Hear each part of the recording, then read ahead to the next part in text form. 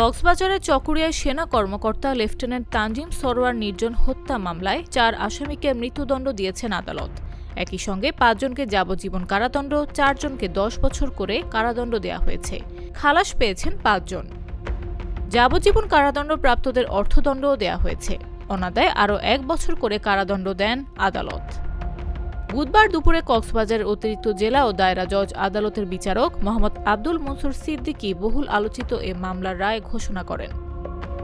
মৃত্যুদণ্ডপ্রাপ্ত আসামিরা হলেন জালাল উদ্দিন বাবুল, হেলাল উদ্দিন, মোহাম্মদ আরিফুল্লাহ ও আনোয়ারা হাকিম। যাবজ্জীবন কারাদণ্ডপ্রাপ্ত আসামিরা হলেন জিয়াবুল করিম, ইসমাইল হোসেন, নুরুল আমিন, নাসির উদ্দিন ও আব্দুল করিম। অন্যদের মধ্যে মোহাম্মদ সাদেক, আনোয়ারুল ইসলাম, মোর্শেদ আলম ও শাহ আলমকে ১০ বছর করে কারাদণ্ড দেওয়া হয়েছে।